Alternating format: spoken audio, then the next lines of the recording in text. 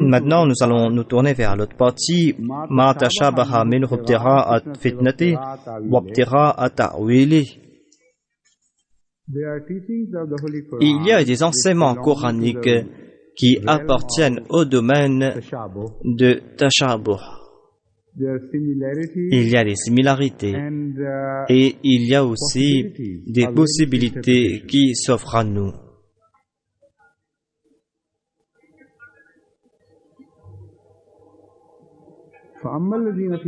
فَأَمَّا الَّذِينَ فِي قُلُوبِهِمْ زَيْغٌ فَيَتَّبِعُونَ مَا تَشَابَهَ مِنْهُ ابْتِغَاءَ الْفِتْنَةِ وَابْتِغَاءَ تَأْوِيلِهِ. C'est vrai que ces signes sont évidents et ne sont pas confus. Ce sont des enseignements clairs.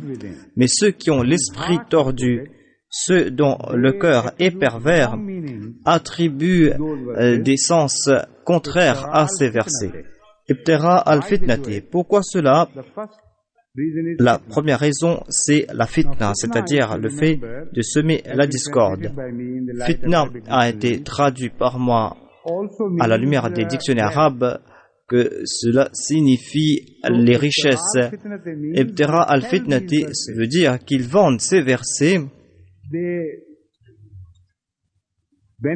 qu'ils tirent des profits matériels de ces versets en interprétant à mauvais escient ces versets, ils sont payés pour cela.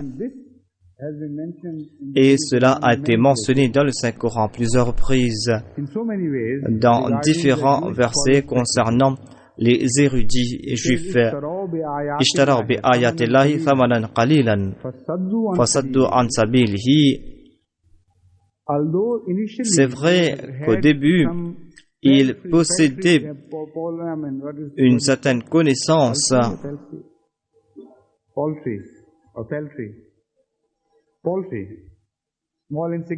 C'est vrai qu'ils recevaient des gains matériels insignifiants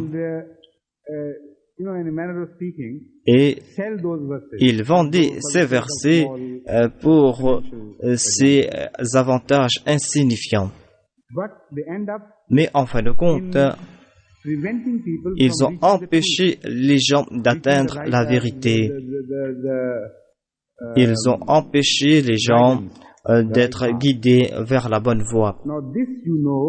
Vous le savez déjà, que cela se passe par rapport à l'accomplissement des prophéties. Quand les prophéties s'accomplissent à propos d'un prophète, vous allez voir ce processus qui s'enclenche, un processus qui s'étend. Les érudits de la période ultérieure de la même religion, mais ces érudits du passé sont actifs et dans la plupart des cas, ils sont poussés en raison des avantages financiers. Ils sont payés pour les services qu'ils rendent à leur livre et ils vendent leur foi et leur croyance dans la forme des versets de ce livre. Et ils interprètent à mauvais escient ces versets. Ibtara al-fitnati. Fitna signifie aussi essayer de changer la foi de quelqu'un. Donc, ils le font par l'appât du gain et fitna nous présente des sens spécifiques pour cette occasion. Fitna nous décrit leur intention qui les pousse à agir ainsi et cela nous fait comprendre aussi comment ils agissent et quel est leur but ultime, comment ils empêchent aux gens de reconnaître la vérité, de reconnaître cette personne qui a été prophétisée par les livres antérieurs. Saddu an sabili, c'est-à-dire que on empêche aux gens d'atteindre la vérité, on empêche les gens d'atteindre la voie prescrite par Dieu. Innahum sa'a ma kanu ya'malun. Ils sont en train de pratiquer le mal. Et fitna signifie aussi la torture ou la persécution au nom de la religion. Donc, ils détournent l'essence ou les messages de ces versets qui sont mutashabihat afin de convaincre leurs adeptes, et pour cela, ils usent de la torture. Et voilà ce que vous enseigne le livre, disent-ils. C'est-à-dire, lorsque quelqu'un n'est pas d'accord avec vous, vous devez le persécuter, vous devez le brûler vif et vous devez l'assassiner. Fitna signifie aussi brûler, c'est-à-dire brûler quelqu'un. Regardez donc comment ce verset nous décrit toute la situation. C'est comme un kaléidoscope et chaque mot va suivre l'autre et chaque sens est lié avec le sens précédent et vous allez comprendre un sens et vous serez mené vers d'autres sens du mot suivant, et c'est comme une régie téléphonique où on vous mène à travers ce système de station en station et vous arrivez à atteindre votre objectif. Et il n'y aura pas d'interruption, il n'y aura pas de contradiction. Donc, fitna signifie ici qu'intentionnellement, pour des buts insignifiants, ces personnes égarent les autres en détournant les sens de ces versets. Et il les conseille ou il les pousse à commettre des méfaits et à commettre des exactions contre les croyants. Ils égarent certains et ils torturent d'autres ou châtient les autres en raison de leur foi. Et ce qu'ils ne font pas est qu'ils ne témoignent pas en faveur du sens qu'ils ont attribué à ces versets par le biais des muhkamat. Les muhkamat qui sont là pour nous faire comprendre les autres versets. Par exemple, il est dit la ikraha fi din. Il n'y a point de coercition en matière de foi. Ce verset devient un muhkamat comparé aux versets qui sont présentés par les mollahs d'aujourd'hui et qui déduisent que vous pouvez tuer au nom de la religion et que vous pouvez assassiner et que vous pouvez détruire au nom de la religion et vous pouvez même déshonorer les hommes et les femmes, les vieux et les petits au nom de la religion. Le Saint-Coran, dans d'autres endroits, parle de ces personnes en déclarant que ces personnes sont elles-mêmes tombées dans les fitnas. Conséquemment, ces personnes sont tombées dans les mêmes pièges et se retrouvent dans la même situation ou dans les mêmes fitnas. Ces personnes tombent dans ce même fitna qu'ils essayent de créer pour les autres. Ici-bas et dans l'au-delà, ces personnes seront châtiées pour les mauvaises actions.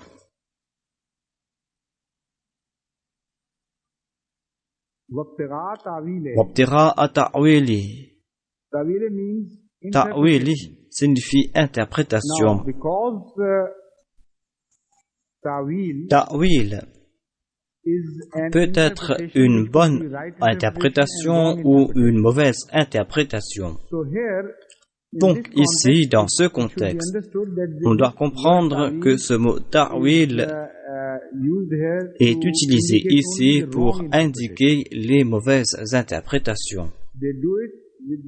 Ils le font avec l'intention d'interpréter à mauvais escient ces versets, et ta'wil, selon un autre verset coranique que j'ai cité hier, signifie le futur ou les réalisations futures d'une prophétie, l'accomplissement futur d'une prophétie. Donc ce sujet est lié. Tout ce qu'ils interprètent, que cela concerne le présent ou le futur, que cela concerne l'interprétation du présent ou du futur, mais ces interprétations sont perverses. Ensuite, Allah déclare وَالرَّاسِخُونَ فِي الْعِلْمِ يَقُولُونَ آمَنَّا بِهِ كُلٌّ مِنْ عِنْدِ رَبِّنَا. Si les gens sont égarés par les mutashabihat, et si, selon certains érudits, ces mutashabihat sont responsables de cela, alors le point suivant de ce verset sera sans aucune importance et sera en train de contredire ce qui a été dit auparavant. Dans cette partie, il est dit وَالرَّاسِخُونَ فِي الْعِلْمِ, mais il y a ceux qui sont enracinés dans la connaissance. Ces personnes ne se comportent pas ici.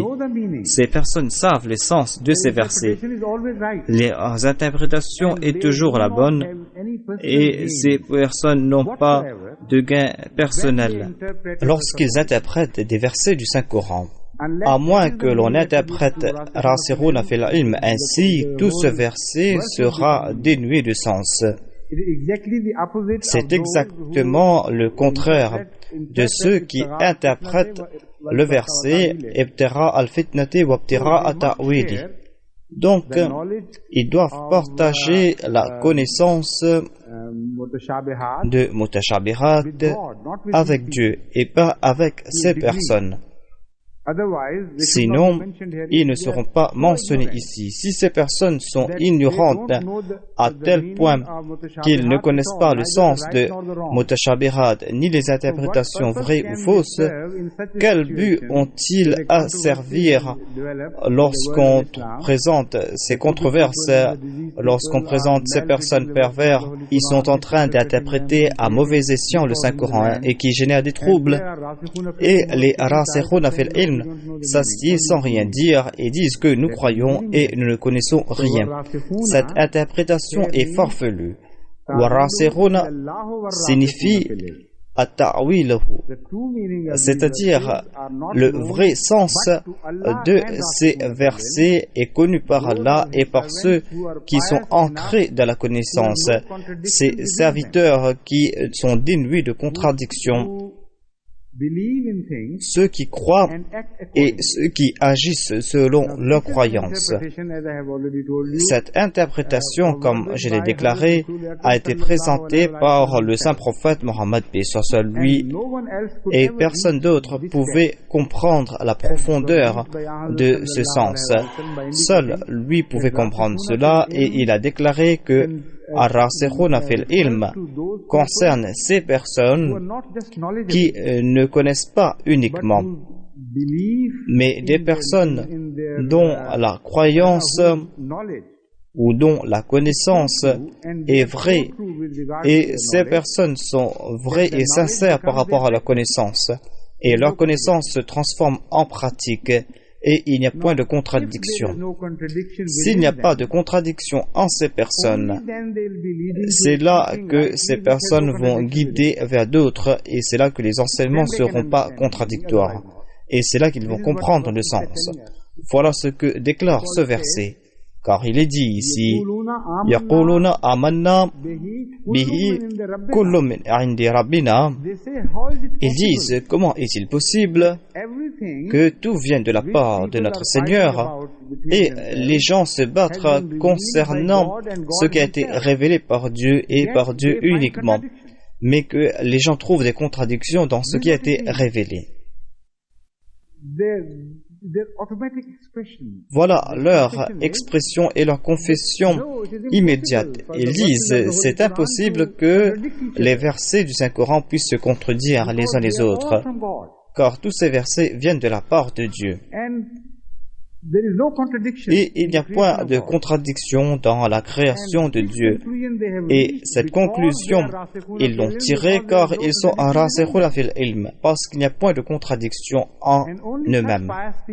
Seules de telles personnes pieuses sont guidées vers la vérité, et ceux qui ont l'esprit pervers et le cœur tordu ne seront point guidés vers la vérité. C'est là une déclaration merveilleuse, une déclaration qui contient tout. Et le langage du Saint-Coran est sublime. Vous devez arrêter et réfléchir sur les versets afin d'en tirer la quintessence. Et autant vous allez accéder au secret du Saint-Coran, autant on vous rappelle à propos d'un scientifique qui est en train de chercher la vérité dans la création matérielle de Dieu. Plus il réfléchit davantage dans le monde et dans sa création, plus il est convaincu de la beauté interne de la création. Et s'il regarde les choses de façon superficielle, il ne va pas voir la beauté interne. Donc, mutashabihat ne va pas vous écarter de la vérité. Si vous pénétrez dans les mutashabihat, vous allez vous rapprocher davantage de Dieu et vous allez voir les beautés internes que les autres observent superficiellement. C'est pour cette raison qu'il est dit وَمَا يَذَّكَّرُ إِلَّا أُولُو الْأَلْبَابِ. À l'exception de ceux qui sont doués de sagesse, personne d'autre ne peut comprendre les muhkamat et les mutashabihat. Seuls eux comprennent la vraie portée de ces versets. Comment peut-on imaginer que cela signifie que les personnes qui ne comprennent pas les mutashabihat, voilà les personnes sages? Cette dernière partie est en train de démentir une autre interprétation qui est contraire à cela. Le Saint-Coran termine par dire « Voilà les personnes les plus sages au monde ». Voilà les personnes sages que nous sommes en train de mentionner sous le titre de Ar-Rasikhun fil Ilm.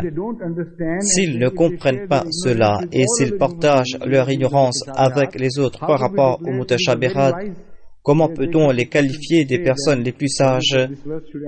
Ce verset aurait dû dire « Voilà les ignorants, ils sont ignorants comme les autres ». Mais en fait, ce sont les personnes les plus sages. Ulul Albab est utilisé dans le même contexte, dans une situation similaire dans un autre verset, qui ne fait qu'amplifier davantage cette compréhension de ce verset. Il est dit Inna fi khalqi samawati wal ard wa ikhtilafi al-layli wan nahari la ayatin li ulil albab alladhina yadhkuruna Allaha qiyaman. Et vous voyez mention de dhikrullah à ce propos. Yadhkuruna Allaha qiyaman wa qu'udan wa ala junubihim. Les ulul albab sont mentionnés dans le contexte de ces personnes qui comprennent davantage. On trouve mention de la connaissance ici et non pas de l'ignorance. Et cela est lié avec la mémoire de Dieu ou le fait de se souvenir de Dieu. Cette sagesse a une connotation de piété. Ulul albab ne signifie pas ulul aql. Ulul albab sont des personnes sages selon la définition coranique de la sagesse, c'est-à-dire que ces personnes possèdent une piété qui accompagne leur sagesse. Ces personnes sont pures de cœur, leurs âmes sont pures et leurs cœurs sont purs, et voilà pourquoi ils sont considérés comme sages. Si vous ajoutez cette piété à leur sagesse, cette sagesse est qualifiée de lub, c'est-à-dire la quintessence même de la vérité. Et ces personnes ne sont jamais égarées, ces personnes sont guidées tout le temps vers le droit chemin.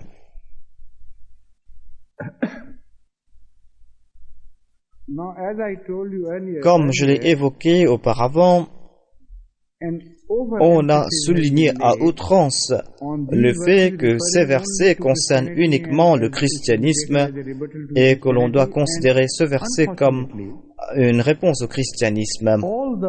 Et malheureusement, tous les exégètes du passé se sont concentrés sur cet aspect et ils ont oublié le fait de découvrir les qualités permanentes de ces versets, et cela ne concerne pas ici les débats avec les chrétiens. Dans ces versets, l'unicité de Dieu a été décrite. C'est vrai qu'en partie, ce verset peut vous rappeler certaines lacunes dans la doctrine chrétienne, mais ces versets n'ont pas été révélés essentiellement pour répondre à certaines fausses doctrines concernant le christianisme. Entre autres, les hadiths nous font comprendre que ces versets ont été révélés au saint prophète Mohammed lui après qu'il ait parlé avec les chrétiens. Donc, que signifie cela lorsqu'il lit ce verset avec cet incident? C'est Dieu qui a appris cela du saint prophète Mohammed lui, il avait déjà utilisé ces arguments. Et Allah a pensé plus tard, selon ses traducteurs, que puisqu'il a dit la vérité, c'est pour cette raison que maintenant je vais révéler cela et inclure cela dans la révélation et dire ce qu'il avait déjà dit. Tout cela est faux. Cela a été mentionné ici en passant. Il y a certains compliments qui ont été faits ici. Cela aurait pu être l'objectif, mais ce n'est pas le seul objectif. L'objectif initial et crucial a été mentionné. Et cela a été expliqué dans le titre même de cette sourate, Alif Lam Mim, Allahu la ilaha illa huwal hayyul qayyum. Et le premier calife radiyallahu anhu a lui aussi mentionné cela. C'est vrai qu'il ne s'est pas appesanti davantage sur ce verset et il est décédé avant d'avoir pu expliquer cela en détail. Mais ce qu'il voulait dire est que ce premier verset est la première partie de la Ayatul Kursi qui concerne l'unicité de Dieu. Et c'est l'expression la plus belle de l'unicité de Dieu. Cela nous rappelle donc que ce qui suit est la discussion concernant l'unicité de Dieu, mais d'une façon spéciale. Ces versets vont nous révéler cela et l'on doit comprendre ce message qui est plus important, ce message qui possède un aspect de l'éternité. Le message est que s'il existe un Dieu et s'il existe un Dieu unique, il doit y avoir une certaine unité dans la religion. Il ne doit point y avoir de contradiction de la religion. Donc la première emphase est sur l'unité et non pas sur les différences. C'est exactement le contraire de ce qui est attribué à ces versets. Le but de ces versets est de souligner l'importance de l'unicité et la similarité entre les religions. Et ces deux aspects ont été révélés dans ces versets où il est dit Muhkamat et Mutashabihat. On va maintenant suivre le fil de ces versets. Il est dit Nazzala alayka al-kitaba bil-haqq. Allah est unique, il n'y a point de doute, et il t'a révélé ce livre avec vérité. Mais il n'a pas été injuste envers vos devanciers. Ce même Dieu a révélé la vérité à ceux qui vous ont précédés. Et il l'a fait d'une façon qu'aucun de ses enseignements ultérieurs n'a pu contredire les enseignements postérieurs. Donc, voilà le sens de l'unicité de Dieu dans ce contexte. Croire en un Dieu n'a pas de sens, à moins que vous ne réfléchissiez davantage sur l'opération de son unicité. Son unicité où l'on voit que votre vie est influencée par cette unicité et où votre compréhension et votre sagesse est influencée. Si c'était une unicité dans le ciel et non pas sur terre, cette unicité sera une idéologie, ce sera un mythe et rien d'autre. Donc ici, ce verset du Saint-Coran parle à propos de l'unicité de Dieu et de façon continuelle. Et il déclare que cela continue pour l'histoire de l'homme par rapport à la religion. Par rapport à la religion, l'homme a évolué, certes, mais au cours de cette évolution, vous n'allez point voir de contradiction. Cette continuité est expliquée davantage dans ces versets.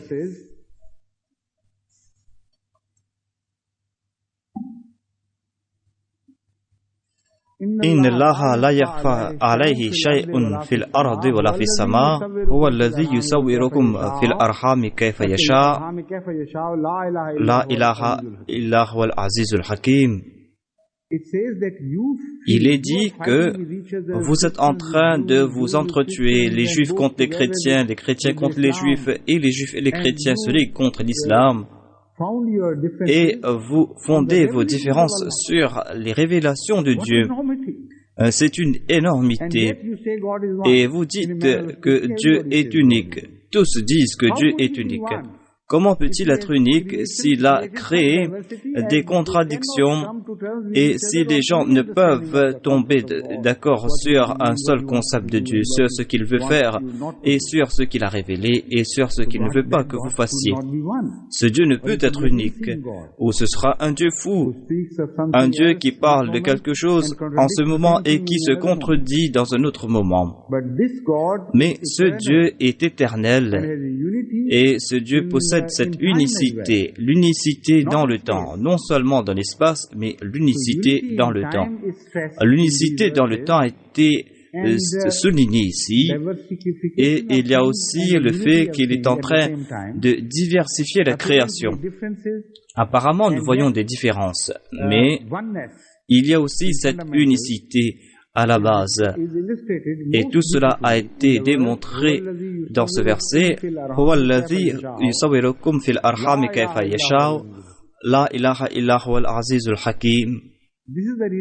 Voilà la raison pourquoi cette référence a été donnée ici. Et toute l'histoire de l'évolution de l'homme a été mentionnée dans ce verset. Et si vous étudiez tout cela, si vous étudiez l'embryon qui se développe dans le sein d'une femme enceinte, si vous étudiez cet embryon à différentes étapes, à l'époque du saint prophète, paix sur lui, ceci n'existait pas. C'est pour cette raison que certains occidentaux sont frappés par ce verset. Comment pouvaient-ils imaginer cela alors que la chirurgie n'existait pas à l'époque? La chirurgie était élémentaire à l'époque.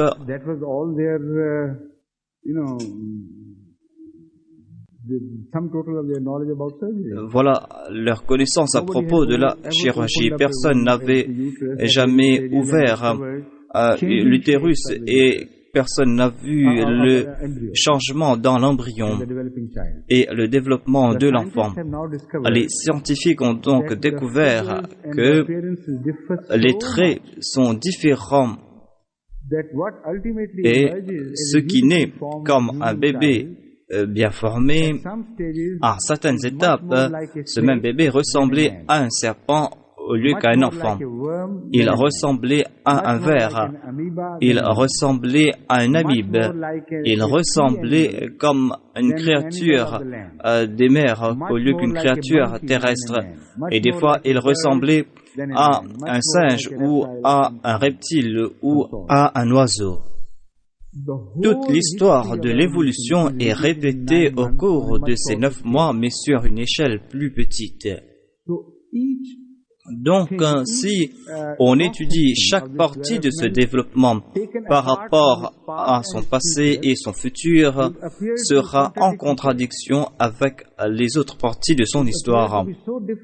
Ce sera différent et on ne pourra pas réconcilier ce développement. Si tel est l'homme qui naît comme un bébé bien formé, que signifie ce sperme qui est insignifiant? Ce n'est pas l'homme, mais c'est comme l'Ummul Kitab, c'est comme cette base. Et le sperme contient tous les traits et cela se développe différemment comme s'il y a de nouvelles créatures. Mais la base est la même et la source est la même. Donc, de même, jusqu'à ce que ce livre soit révélé, c'est-à-dire jusqu'à ce que le saint prophète, paix soit sur lui, ait reçu ces révélations et que la révélation accordée à l'homme soit complète et parfaite, jusqu'à ce que cet enseignement ait atteint son apogée. C'est là que cet enfant spirituel est né. Donc, lorsque vous liez cela avec les étapes passées et lorsque vous étudiez l'histoire de la religion, vous allez voir des différences comme si c'était des créations des dieux différents et qu'il n'y avait pas de lien entre ces créations. Mais lorsque vous étudiez le développement de l'embryon et lorsque vous étudiez les différentes étapes de ce développement et lorsque vous n'oubliez pas que tout cela est contenu dans la mère, c'est-à-dire tout cela est contenu dans la cellule matrice,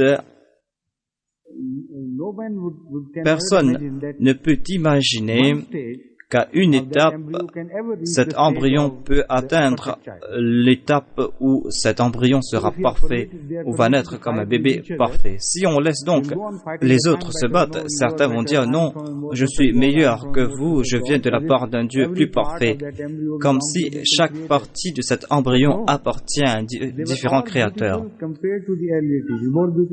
Ces enseignements étaient plus beaux comparés aux enseignements précédents.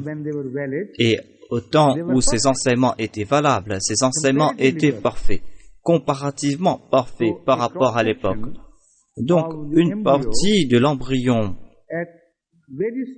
à une étape donnée dans l'histoire de son développement va établir le fait que lorsque vous ouvrez l'embryon, cette étape sera définitivement beaucoup plus évoluée que l'étape précédente. Pourquoi donc se battre? Chaque partie est beau par rapport au temps de sa création,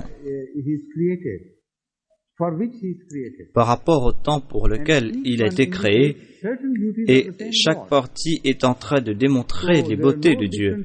Donc il n'y a pas de différence entre les enseignements de base et les différences concernent tout le temps ces aspects qui ne font qu'embellir les enseignements. Cela concerne donc les mutashabihat. Nous allons donc ici voir des différences et ce sont ces aspects des enseignements qui génèrent ces différences. Donc nous voyons une certaine unité au sein de cette diversité et les yeux n'arrivent pas à voir cette unicité que nous voyons à l'intérieur, cette unicité qui a été créée par Dieu. Et nous voyons cela dans la forme de l'embryon qui est créé et cette image s'applique à toute la révélation des enseignements de Dieu. Voilà donc ce que le Saint-Coran veut nous faire comprendre. C'est vrai qu'il y a des différences entre les gens. وما اختلف الذين أوتوا الكتاب إلا من بعد ما جاءتهم البينة وما أمروا إلا ليعبدوا الله مخلصين له الدين حنفاء ويقيموا الصلاة ويؤتوا الزكاة وذلك دين القيم. Si vous vous concentrez sur les traits communs, vous allez découvrir que les enseignements fondamentaux de toutes les religions sont les mêmes. Et voici les fondamentaux. Et les fondamentaux sont qualifiés de qayyima. Al-dinul qayyim. Dinul qayyima signifie, entre autres, une religion qui se maintienne, une religion qui n'est pas influencée par les temps changeants. Et lorsque vous vous tournez vers la première déclaration dans le même verset, ou dans le verset précédent, Allahu la ilaha illahu al-hayyul qayyum. Qayyum ici signifie celui qui va créer la dinul qayyim. Et dinul qayyima signifie les muhkamat. Donc, cela veut dire que c'est vrai qu'Allah a révélé des enseignements différents à différentes époques, à différentes étapes du développement de l'homme. Moïse a reçu la Torah, Jésus a reçu les évangiles, mais tous ces enseignements venaient d'Al-Qayyum. Donc vous devez chercher ce din al-Qayyim dans tous ces enseignements. Et ce sera le lien qui va lier tous ces enseignements et toutes ces religions. Et cela va prouver l'unicité de Dieu. Le Créateur qui est Qayyum ne peut pas être trois en un et un en trois. Son unicité est parfaite. Il n'est pas uniquement dans l'espace, mais dans le temps aussi. Lorsque vous allez l'étudier à toute phase de l'histoire de la création, vous allez voir qu'il est unique et vous allez voir que les fondamentaux sont les mêmes et tout cela est lié avec Dieu qui est unique. Il y a d'autres additions et cela va embellir davantage l'enseignement. Cela ne veut pas dire qu'il y a de nouveaux dieux. C'est le même Dieu qui a tout créé mais qui a ajouté cela afin de créer. Et Al-Hayy signifie qu'il est vivant et qu'il accorde la vie de façon perpétuelle. Qayyum est celui qui soutient, celui qui est responsable de pourvoir, et Hayy est celui qui ajoute à ce processus de la vie et qui accorde la vie. Mais Dieu est unique.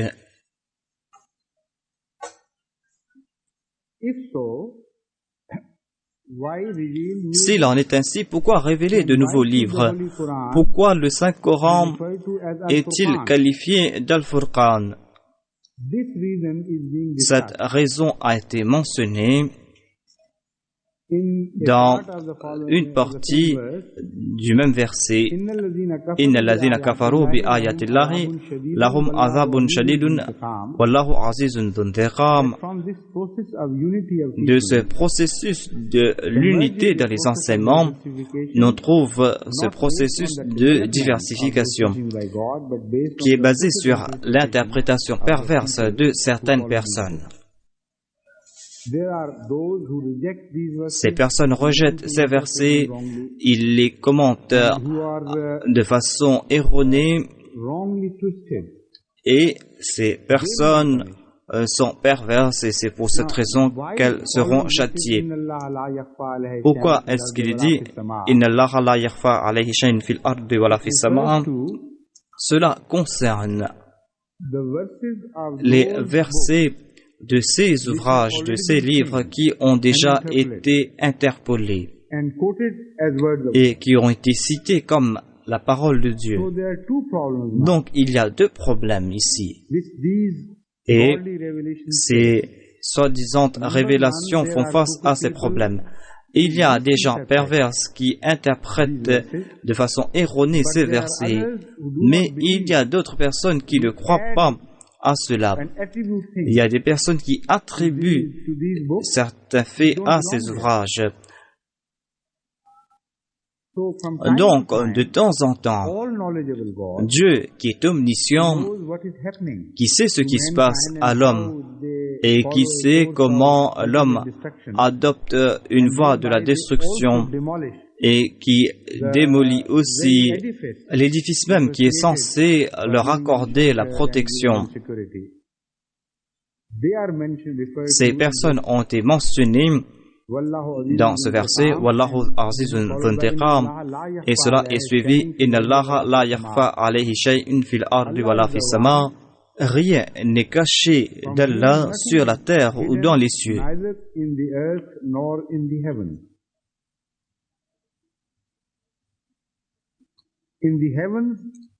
Dans les cieux parce que les enseignements sont venus de la part de Dieu. Sur la terre, car ces enseignements sont passés par des processus de changement sur la terre et ont été maltraités par les gens de ce bas monde. Seul celui qui a reçu l'autorité du Créateur a le droit de les guider de nouveau. car il parle de la part de la source de toutes ces révélations. Et la source a le droit de rectifier ce qui ne va pas.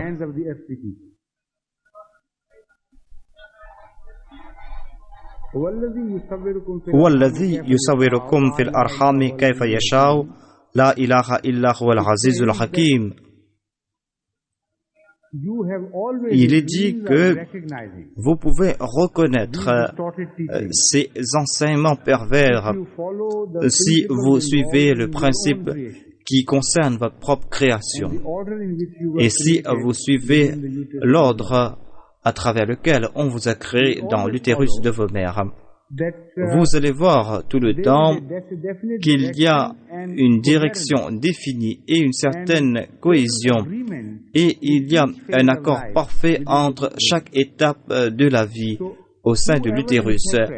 À la personne qui interprète un verset d'un ouvrage de sorte que cette interprétation contredit d'autres versets du même livre, ou si ce verset contredit d'autres enseignements qui sont censés venir de la part de Dieu, alors cette personne n'a pas compris le phénomène de la création.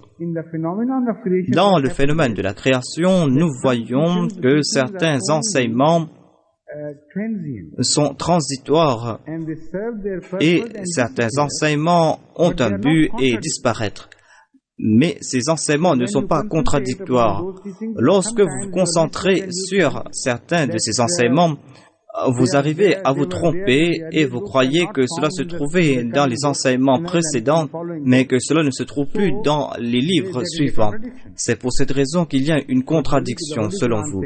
Mais le Saint-Coran déclare « Allahu ya'lamu ma tarizul alhamu wa ma tazdad » Allah connaît aussi la création temporaire de certaines phases de la vie et le fait de rejeter ces phases. Tout cela fait partie de la création et cela joue un rôle important dans la création finale et dans le produit final qui est né sous la forme d'un enfant. Donc, comment pouvez-vous croire que le même processus ne sera pas adopté par Dieu dans la création de la religion? Donc, c'est vrai qu'il y a certains enseignements que l'on trouve dans la Bible, par exemple, des enseignements qui n'ont pas été répétés par les évangiles, où il y avait par exemple certains enseignements bibliques qui n'ont pas été répétés dans la Bible et qui ont été laissés. De même, vous allez voir certains enseignements coraniques qui n'ont pas été mentionnés dans les livres précédents. Et ce ne sont pas là des contradictions, c'était des phases par lesquelles certains enseignements devaient passer pour que l'homme puisse se développer. Ces enseignements ont servi tant que c'était nécessaire et ces enseignements ont disparu. De même, dans l'utérus, dans l'embryon, nous voyons une queue qui se développe pendant un certain temps. Cette queue a un but et après cette queue est rejetée car l'homme n'a pas besoin de queue dans sa création. Et cet embryon passe par d'autres phases et ces phases appartiennent aux étapes précédentes de la création. Mais cette répétition est nécessaire pour la création de l'homme en tant que tel. Donc, le processus doit être répété de nouveau. Mais dans la forme ultime, le corps humain ne contient pas ou ne possède pas tous les traits par lesquels l'embryon est passé. C'est exactement ce qui s'est passé concernant les religions. Et cela concerne les différences entre les enseignements de différentes religions.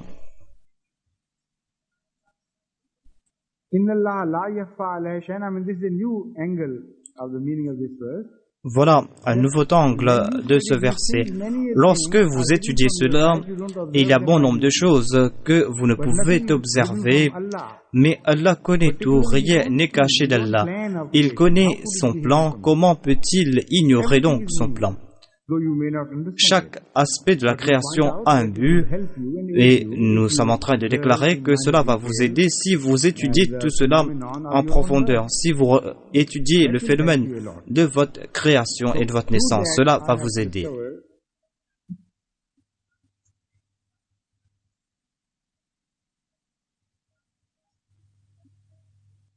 Et c'est pour cette raison que j'ai compris qu'à une étape de l'évolution, pourquoi on a créé les dinosaures. Les dinosaures qui régnaient sur Terre. Et ensuite, les dinosaures ont complètement disparu. Et à une étape de la création, il y avait un type de bactéries ou de formes de vie primaires qui ont été complètement annihilées plus tard. Et le but de la création était inconnu. Et lorsque nous étudions l'histoire, nous ne comprenons pas pourquoi on a créé les dinosaures s'ils devaient disparaître. Et pourquoi ont-ils été créés s'ils n'ont pas été préservés pour le futur? Mais maintenant, nous comprenons que ces bactéries et ces dinosaures sont responsables pour la création de l'or noir. Regardez comment le plan de Dieu est à long terme. Et cet or noir est caché.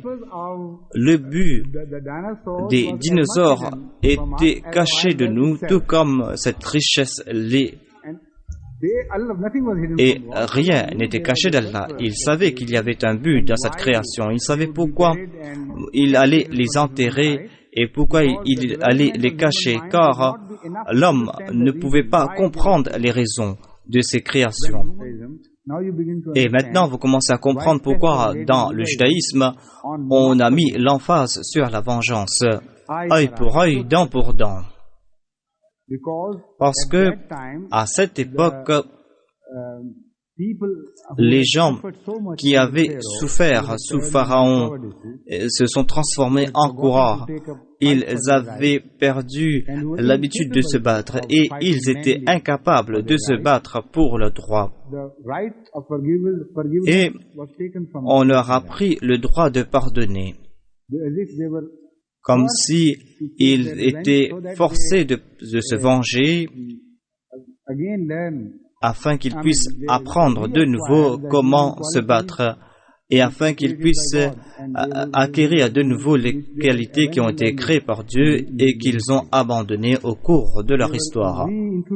Donc, on a réintroduit de nouveau les qualités telles la justice, la bravoure, le courage et le droit de se battre pour une cause juste.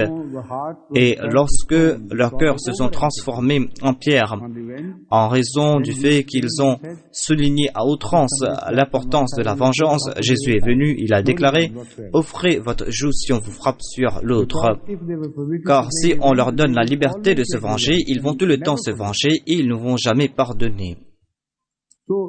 Donc, en relation à cette époque, ces enseignements étaient nécessaires.